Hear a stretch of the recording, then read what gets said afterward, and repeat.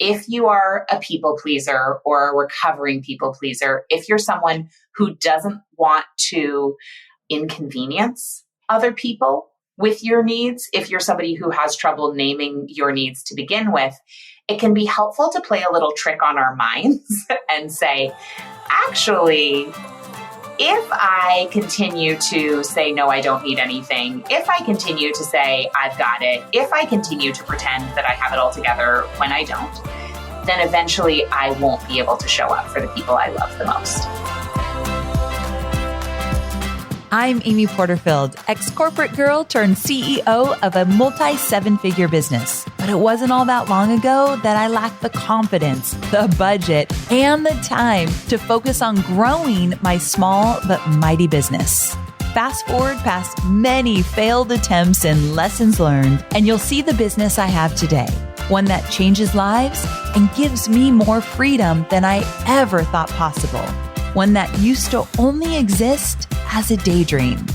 I created the Online Marketing Made Easy podcast to give you simple, actionable, step-by-step strategies to help you do the same.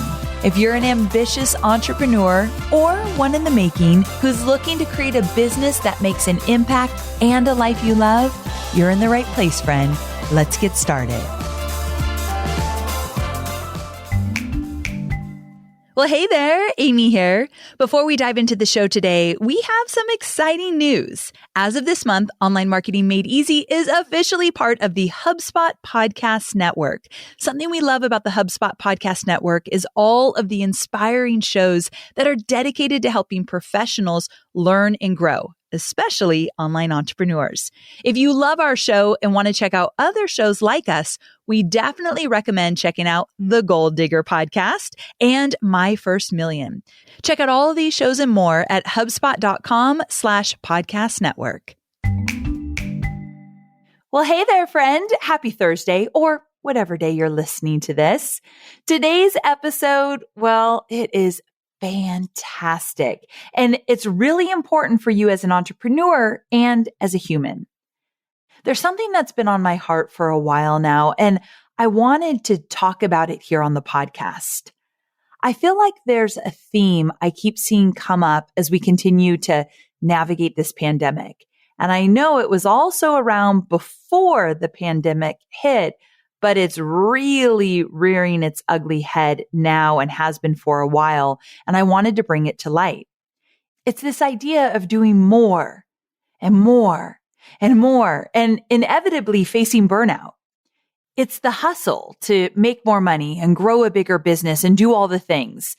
It's just this feeling that you've got to do it all. And I am 1,000,000% guilty of it at times. I'm very much aware of it, more so than I've ever been, but I definitely have work to do in this area.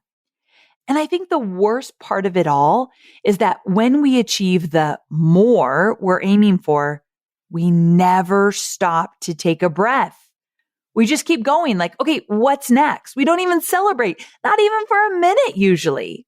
We just look ahead and say, okay, what's next?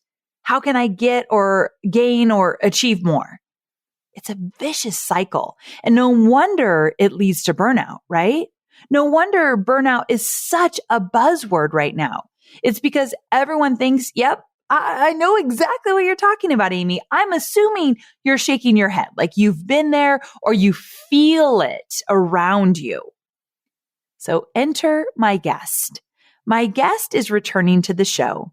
Her name is Kate Northrup, and she's all about working less while stressing less and still creating more abundance. Kate's life changed when she was forced to slow down and work less. And the best part is she still experienced more growth in her business than the year before. And we're going to get into that. I hope you'll walk away from today's episode with some new strategies to shift how you show up for work and for your business and for yourself. And my hope is that you give yourself the grace to slow down because you just might be surprised with what happens when you do. And as always, if you love this episode, could you please do me a favor and share it with your friends and your loved ones? Kate has such an important message, and I think it's essential that we get it out into the world. So please help me welcome my dear friend, Kate Northrup. Kate, welcome back to the show. I am so very happy you're here. I'm so happy to be here. What a joy. I know we were just talking about when we first met. We're not exactly sure when it was, but I feel like I remember you before you were married. I definitely remember before you had your babies. And so we have definitely known each other for a very long time. That's official. That's official. I just can't remember exactly when it was. But the thing is, I wanted to have you back on the show because this idea that you've been talking about for a while of doing less, well, actually stressing less as well, and still creating abundance. I want to talk about that concept overall. And really, let's start out with the fact that I feel like maybe more or less you were forced to focus on this area. Would you say that's true? I would say that is totally true. Okay, so talk about that because I know it started the year you became a mom. So share that part of your journey with us because I think it's an important part of your story. Yes, so often life redirects us. And for me, I was an online entrepreneur starting in 2010, I think 2009, 2010. And I had no responsibilities really. There's nothing I had to do other than make money. And so I just like worked whenever. My life was really unstructured. And it was, just kind of very much by the seat of my pants. And then I got pregnant and I just got knocked out. I did not have the energy I had before that. And I was needing to sleep like 14 hours a day. And I could maybe, whereas in the past I could work 10 hours a day. At this point, I could work like 2 or 3 hours a day. And so I was forced to just dial it way back. And I was really nervous about what was going to happen to my business when I actually had my baby.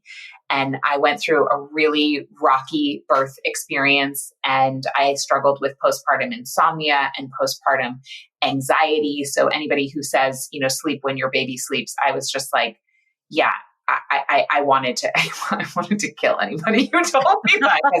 I just couldn't sleep. It was terrible. It was like my whole insides were just rattling around in this empty, empty aluminum can. It was terrible. And then my baby at 3 months got severe eczema and was scratching herself bloody all day and waking up screaming every 10 minutes at night. And it was awful. It was just nothing like I had imagined motherhood would be like. It was a million times harder.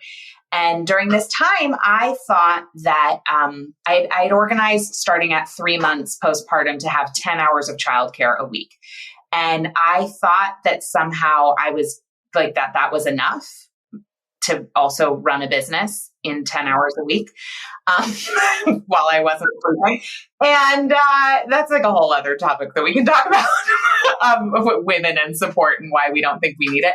But what ended up happening is, so I was working less than half the amount I'd ever worked in my adult life. And 1 year after Penelope's birth, I went to my accountant's office with my husband, who was my business partner at the time. And we realized that we had made more money that year in our business than we had ever made before, working less than half the amount of time. Wow. Well, it was a real wake-up call because even though I never would repeat that year for anything, I thought, well, what was I doing working so many hours my entire adult life when I could have dialed it way back and gotten better results? And so that was the birth of the do less methodology. And I thought if I could do this by accident and really under duress, I could certainly do this on purpose. Absolutely. And you have. And now you teach others how to do it. And we're going to get to some of those strategies. But before that, how did you experience overwhelm? Like, how did it manifest for you during those times? Oh, feeling like every single thing was important and that I was always behind and that I was always letting other people down. Yes. That feeling of there's so much to do. It all is important. And I can't do any of it because I'm paralyzed by overwhelm. So I'm going to like sit here in this feeling, and I live here now, and this is where I'll die. That word paralyzed comes up a lot for my students, where they literally feel like they don't know what to do, or they feel like they can't move forward. It's too much that they can't even move left, right, or forward or backwards or anything. I think that comes up a lot for a lot of our listeners. It's very common. And what I've been learning and studying over the last 18 months is a layer that I think we don't talk about enough in the business world. In fact, I've learned it through other worlds, and I'm bringing it to the conversation about business, and that's learning about our nervous system. Because when we talk about this feeling of we can't move, we're frozen, that is a real response, and that is a real response of the nervous system to trauma. And so bringing in the element of learning what's actually happening in our bodies and why we begin to have thoughts like we're having is critical, because no amount of strategy is going to unravel overwhelm if you're not actually going to the root of it, which is where it lives in your body. Oh, okay. So actually, that reminds me, how do you identify how much pressure you feel? Like, you actually have a strategy for that, right? Yeah. I mean, I think that when we are feeling overwhelmed and when we are not able to sleep properly, for me, it's always a physical gauge. So when I'm having physical symptoms, I can't sleep properly, my heart is racing, I can't take deep breaths, I'm getting headaches, I have digestive issues, things like that, that to me is always a sign that there's something off and I need to release the pressure somehow. I need to shift something. So it's a physical symptom thing. Physical. So I think some people are shaking their heads like, okay, yes, you've got my attention because I am experiencing some of that. And I want to get into it even more so, but I also want to ask you, how do you feel like the predominant work culture has failed us? Like, I know you talk about that a lot. Will you kind of share your thoughts on that? Yeah. One of the things I hear a lot, especially from my super ambitious, really quote unquote successful clients, is that this is just the way it is. So the expectation is we're going to be available 24 hours a day. We're going to respond to everything within 3 minutes. We are going to be there for every meeting and say yes to all the fancy opportunities or the shiny opportunities. And that in order to keep our level of success or get to the level of success that we want, that we just have to sacrifice something. And it is usually our physical well-being, our mental well-being, our emotional well-being, our spiritual well-being, and our relationships. So I think the work culture has failed us because it has turned us into elements of production or like automatons that we measure ourselves based on how much we can get done, how much we can produce. And we don't consider the holistic concept that how we feel and also the quality of our lives is really important to the equation as well. Amen to that. And I want to go back to what you said earlier about women asking for help, because it's so easy to not ask for help, especially if you're type A and you think that if you want it done right, you got to do it yourself. And that comes up a lot as well. So how can we start to reframe this instead of taking pride in doing all the things? So when it only takes a certain number of years of doing all the things to realize that's not going to be a pathway to long-lasting success. Yes. Because eventually your health falls apart, or your marriage falls apart, or your relationship with your kids falls apart, or, you just find yourself like shaking on the floor at 3 a.m. and you can't function. I mean, these things happen a lot. And we just, folks aren't talking about it as much, especially in the world of social media where we're supposed to make it look good. So instead of trying to do all the things, because eventually that will lead us down the path of poorly functioning really, and then not being available, right? The myth is I need to be available to everybody and I can't ask anyone for anything because that's how everyone gets what they need and that's how I create success. But actually, when we don't ask for support, we end up eventually not being fully available for the other people that we often are sacrificing ourselves for to begin with.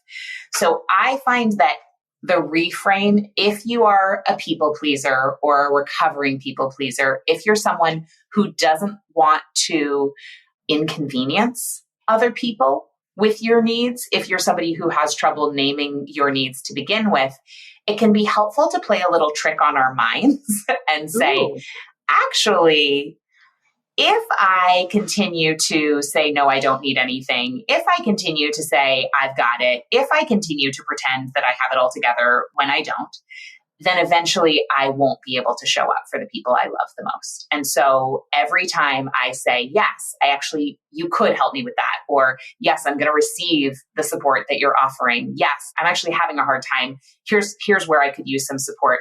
If you can then reframe each of those times as a little investment in your relationship bucket that then makes you more available holistically to be there for the people you love, then you can actually trick yourself into getting better at asking for and receiving support. And then eventually you'll do it just because it feels good and it's important for you. But most of us need to start with tricking ourselves that we have to do it for other people first.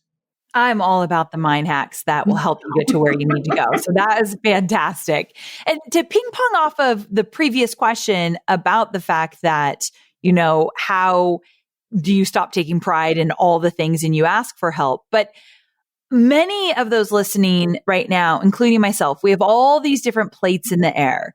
And one thing that happens a lot of times when we're trying to do too much is that we lack clarity. And in your teachings, I know you have some strategies and some guided questions to help hone in on that clarity. Can you kind of share with us what that looks like? Because I think some people are like, okay, so I'm not exactly sure what I'm supposed to be doing here to move away from feeling this way all the time into a place that I feel more grounded. Yes. Oh my gosh. I love this. So one of my favorite teachers, Barbara Hewson, always used to say, and still probably does, money loves clarity. So this is important for your overwhelm, but it's also important for attracting opportunities and revenue, and wealth. Yes. Which is a whole other wonderful reason to do it.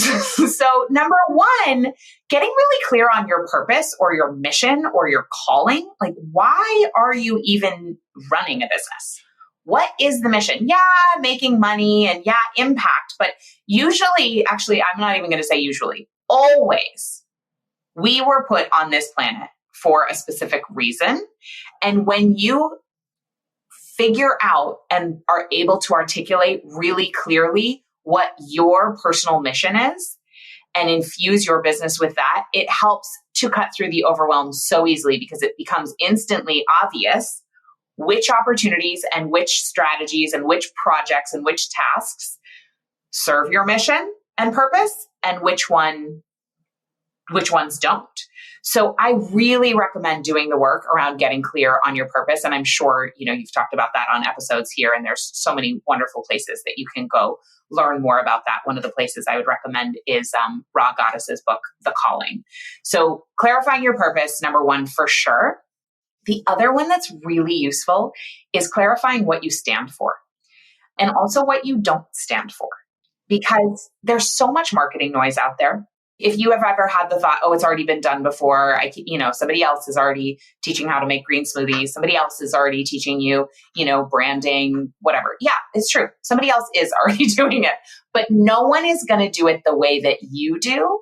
And when you get clear on what you stand for, it will separate your message out from the noise, and the people who need your message from you, from your voice or your brand's voice, will be able to hear it loud and clear because you have wrapped it up in what you believe in, what you stand for, and also what you don't stand for. And when you get really clear on that, it also gives you endless content ideas which I know you love, tons of ideas for social, tons of ideas for YouTube videos or podcast episodes or blogs.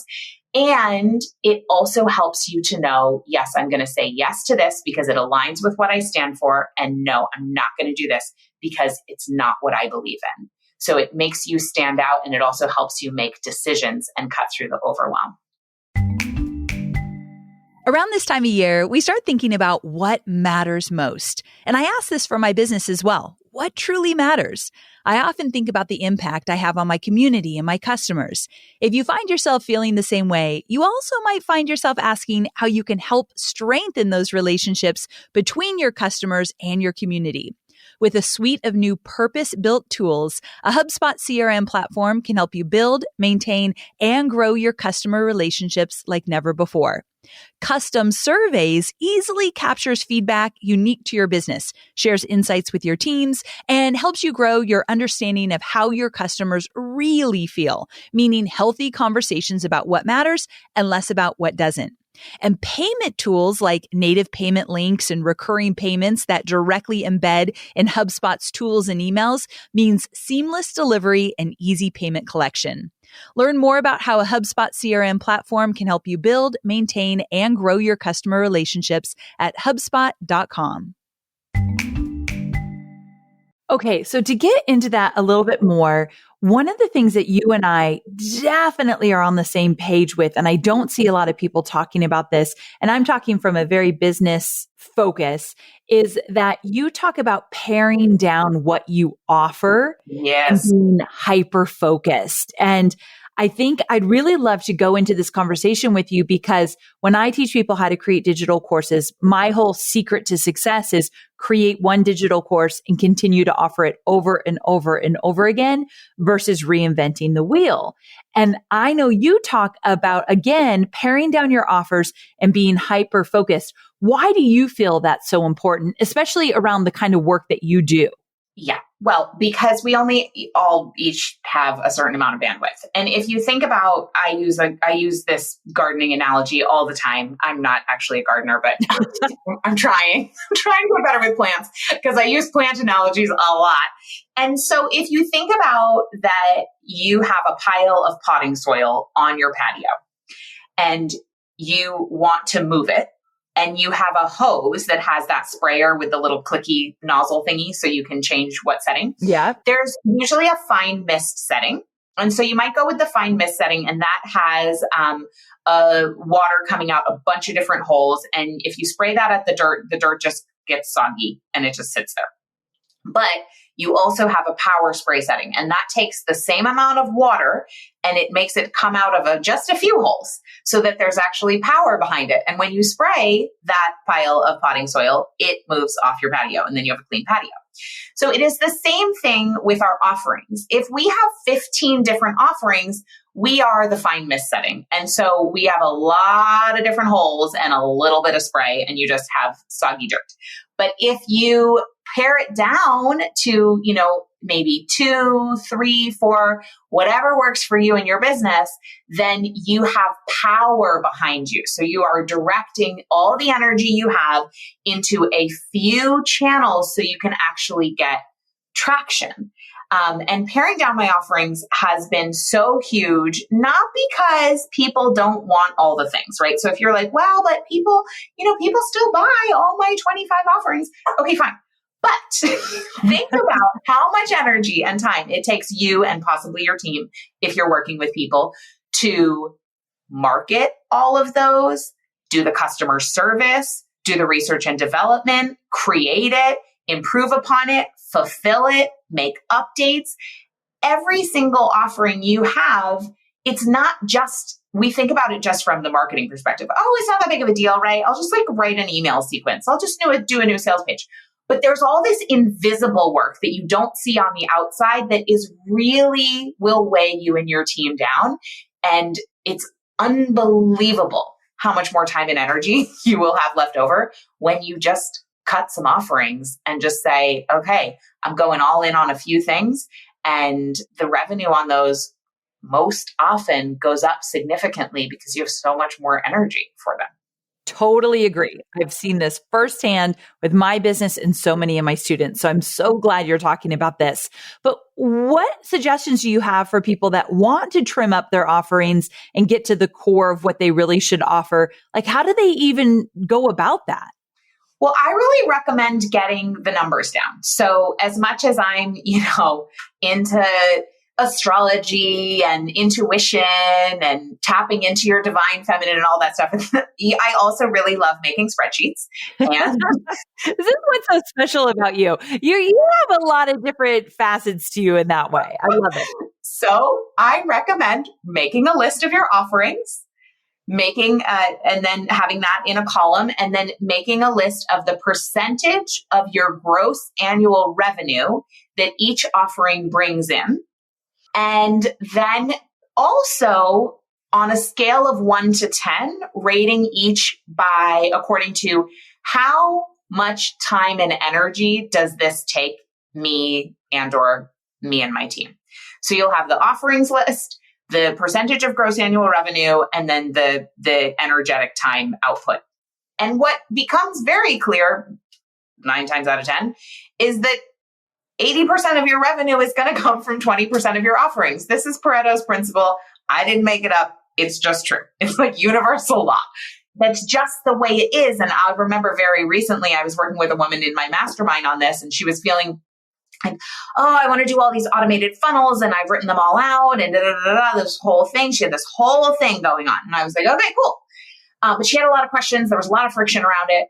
And I said, okay, well, that's fine. So what do you offer now? And, where's your revenue come from? And it was so clear in a 3-minute conversation that her high ticket one-on-one or small group programs bring in like 80 to 90% of her revenue, and that she loves doing them the most and that they feel really in flow. That's what you'll find, is that most of the time, the thing that feels heavy is often also the thing that percentage-wise is bringing in a lower revenue. So if you need permission to just stop doing it, I'm happy to be that person. You can just stop now.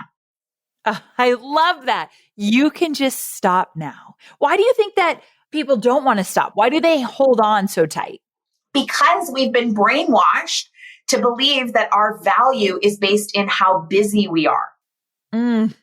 That's big. That's big. So we just add things in because it's like, if you ever see that bumper sticker, it's something like Jesus is coming, look busy. Oh, yes. That has nothing to do with Jesus, but it just is like this idea that there's some overarching, patriarchal father figure that's watching us to make sure that we're good. I mean, if you get into the whole Santa Claus thing, anyway, that's a whole other conversation we don't have to have today.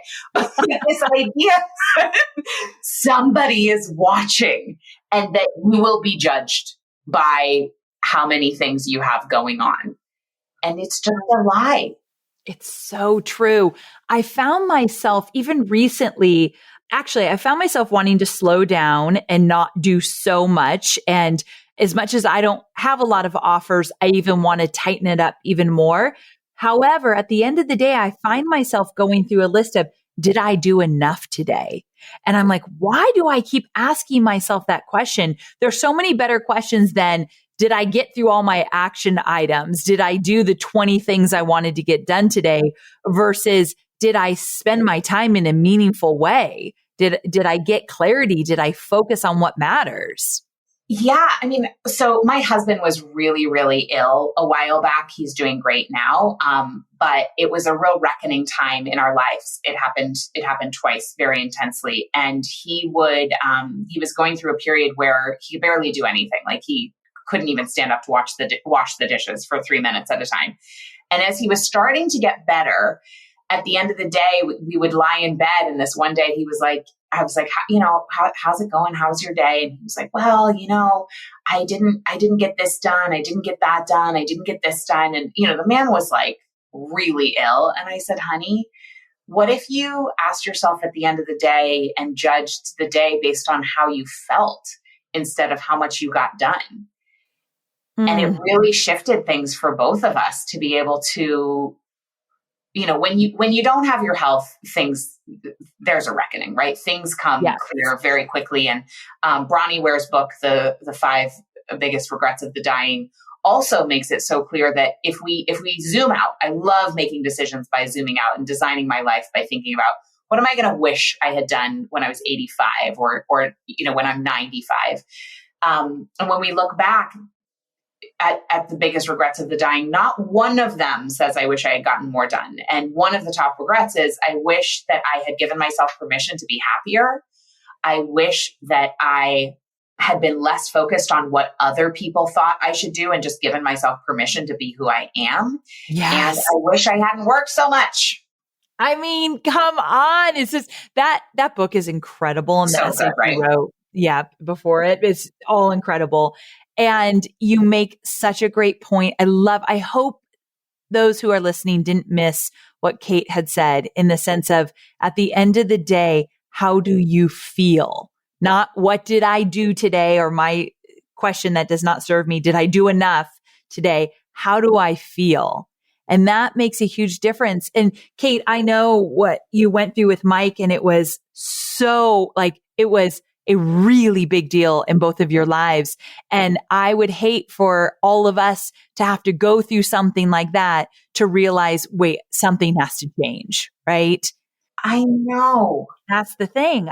We don't have to go through these really trying times to be able to wake up and say, wait a second, something needs to change. Something feels off here. You agree?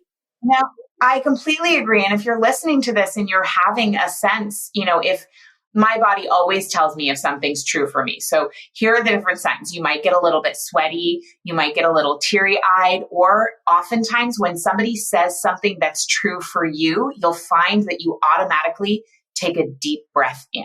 So if any of those things have happened as you're listening, know this information is for you. And this is a moment where you can say, okay, I don't have to get to the end of my rope.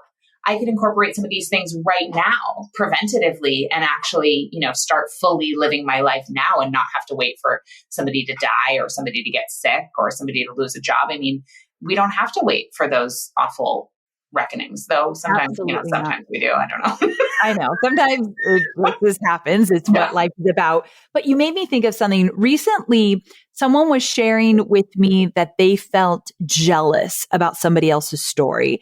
And comparing ourselves, and that feeling of envy or jealousy can come up a lot, especially on social media. So we've talked about that on the show before. But I thought it was so interesting because she said, the advice I got when I felt jealous of somebody else's life, someone told me, look inward and ask yourself, what part of that do you want that you feel that you don't have? And when you start feeling a certain way because somebody has what seems like more time off than you, or they're taking family vacations, or they're spending their lives outside of work in a way that really speaks to you, ask yourself, what part of that do you want? And then come from that place versus just feeling bad about yourself because you don't have it. Yeah.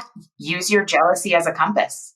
Yes. Use your jealousy as a compass. I've never heard it said like that, but that's exactly what I mean here. And if that comes up for you around how you work, how you spend your day, what your days look like, if you're feeling any sort of way around that, use that as a compass that maybe it's time to make a difference, or maybe it's time to make a change. Yeah. Yeah, absolutely. And speaking of maybe it's time to make a change, there is something really specific that you teach that I think is powerful, and I want everyone to hear it. And that is this idea of cyclical work. And I wanted you to talk a little bit about that. What does that mean? And how do you use it to plan out the different seasons or phases of your business? I'm going to tell a quick story about it to give context. Is that okay? And then I'll get into it. Great. I love that. Okay, great. So when my first baby girl was 13 months old, I got my period back, which is, that happens. Shouldn't be that remarkable. But for me, it was a huge moment because after that year that I spoke about earlier of just feeling like I was adrift at sea and I was really struggling, it represented this return that suddenly my body had enough energy and resources to do something else other than basically like create or feed this human. So it felt like this huge deal. And I started learning more about cycles. And I started learning about how our menstrual cycle has these 4 phases, and then how they connect with the moon phases, and those 4 phases that the menstrual cycle has and the moon phases have also connect with the seasons. So we essentially have these, for people who have periods, we have this seasonal experience of the month where we have a personal spring, summer, autumn, and fall. But we live in a world that's organized according to a 24-hour cycle. So people who are testosterone dominant have a 24-hour cycle. People who are estrogen dominant have a 28-ish day cycle. Our work world, of course, is set up for the 24-hour linear model where we're supposed to show up the same way every day, if not better and more energized and more productive. But there's literally 50% of the population who just doesn't experience time that way. And so I started thinking about the planet, and I started thinking about the way our solar system works, and the fact that we live on a round planet spinning in circles, and also orbiting a star, also being orbited by another round planet that's also spinning. That's the moon. And I thought, wow, isn't it interesting that actually we created our time system based on celestial bodies that are inherently cyclical, and yet we relate to time as though it's linear. But that's just inaccurate. And so when I began to think seasonally about my own body over a month's period of time, and I started to track the lunar cycle because I was interested in how I felt energetically, like was I more productive at the full moon? Was I more energized? Was I more intuitive at the new moon? I also began to realize, wow, wait a second. If everything in nature has these 4 phases, and in many ways, my business is an extension of my creative energy, and that very same creative energy is the same thing that created my children, then maybe my business could use this 4-phase model. Like maybe I could organize my projects and my time in a more macro way in my company. And so I started using something I call the upward cycle of success to map projects in 4 phases based on the 4 seasons. So there's emergence, which is like springtime, which is when you plan and initiate something. There's visibility, which is like summer, and that's when you would be launching, connecting, and being visible. There's culmination, which is like autumn, where you're focusing, completing, and analyzing. And then there's the fertile void, which is like winter, when you're resting, reflecting, and coasting. Now, the problem with our business world is that we are hyper focused on springtime and summertime energy. So that is the more yang energy, the more masculine side, where everything is visible and it's all about getting going and then launching and then getting going and launching. And we wonder why, as entrepreneurs, we're so burned out. Well, it's interesting. Our bodies are nature, right? We are not separate from nature. And in nature, there's an entire second half of the cycle, which is the autumn-like energy and the winter energy. But as entrepreneurs, we have been so brainwashed to believe that we are only valuable and that the only thing that makes things successful is planning things and launching things. And we skip the completion phase and we skip the rest and reflection phase. And we wonder why we're exhausted, why we're sick. Burnout levels are at record-breaking highs. People are working more than they ever have before, even before the pandemic. Like it made things worse when we begin to look at the data. So building in how can we use the wisdom of nature, because we are nature, to actually guide our creative processes. And what I found with myself and with the clients that I work with is that when we work this way and we build in a springtime, a summer, an autumn, and a winter in our project planning, we might actually produce fewer things, like you were talking about, offering fewer things. But the offerings themselves are more robust. So we get fewer harvests, but each harvest itself is more plentiful and more abundant. And we are not, throwing up and collapsing at the proverbial finish line. I mean, so good. I'm so glad you explained that, because I have seen it work for so many people, especially in your community. So I think it's going to be a new concept for a lot of people listening, but it's something that I'm going to encourage you all to look into even more. And I'll give you some resources that Kate has created and can share with us. But before we get there, Kate, all the work that you've been doing and the success you've seen in those that you have served, why do you think this work is so important? Oh, because it's our lives, right? We are literally squandering our lives trying to get more done. Yes. And I don't exactly know what we're doing here on the planet, but I do know that we have not incarnated at this time to get more things done. Like that is for sure. In fact, the culture that has us believe that that's what our purpose is causing climate change, is causing so many social issues. It's just, I think so many of the problems in our world are caused by consumerism and this hamster wheel to constantly create more so we can consume more. And it's killing our bodies and it's killing the planet. And I think in many ways it's really harming our souls. So I'm on a mission to heal the way we work. And you're doing it. And I love that you've come here to share some of your secrets to this path with us. And actually, it's not so much of a secret because you have a free resource. It's called the Business Pressure Relief Kit. Can you talk a little bit about why my listeners need to get their hands on this and what it's all about? And then I'll share where they can get it. Absolutely. So the thing is, we have a limiting belief, a false belief, which is that either we can go with our ambition and be led by our ambition and create our business dreams, or we can live a good life. And I've heard that over and over and over again from people. And I also have struggled with this myself. This Business Pressure Relief Kit has you go through 6 specific strategies, some of which we touched on today already, but this guide will walk you through the step-by-step nitty-gritty, because I know, Amy, that you're so good about that and your people love it. So it's the strategies to find peace as you increase your revenue and build your business, because we do not have to choose.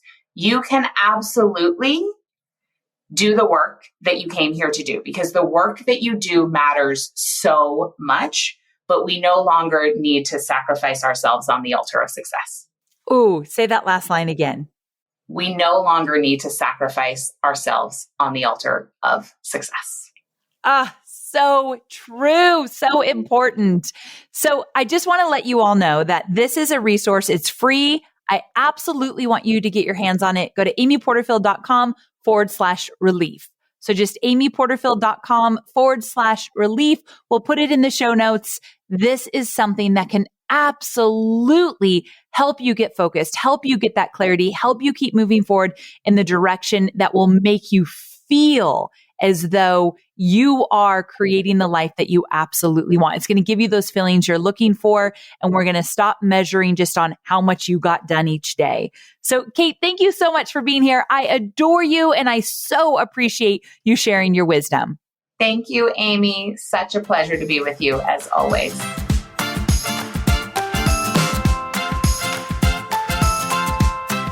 I think what I loved most about this conversation with Kate was what she said at the very end. When we worship at the altar of success, when that is the only defining measurement of our worth, things can get really messy. Would you agree? I mean, I hate that I'm talking from experience, but it's true. So I hope Kate's story inspires you to slow down, which doesn't mean to make less money. It doesn't mean to make a smaller impact in this world. I hope you really got that from this episode. Slowing down allows you to re-examine things in your business and find ways to work less while still creating abundance and fulfillment of your goals and those feelings that you want and desire. It's incredible what you can do when you get more clarity around where can you make the biggest impact? Where should you double down? And what should you let go of so that you can create a life in a business that you absolutely love? My friend, I hope you really heard us on this episode that you do not need to be doing as much as you're doing right now. in order to live an abundant life. That's something I wish I learned earlier on, but I'm definitely catching up now. If you love today's episode, please share it with a friend. Kate's message is so important. And by sharing it, we may just be able to start to create a new narrative around how we work. And make sure to go to amyporterfield.com/relief to take advantage of Kate's free resource that will absolutely have you moving in the right direction so that you can get more clarity, you can get more rest, you can enjoy the work you do, and you can live an abundant life. All right, my friend, thank you so very much for tuning in. I'll see you next week, same time, same place.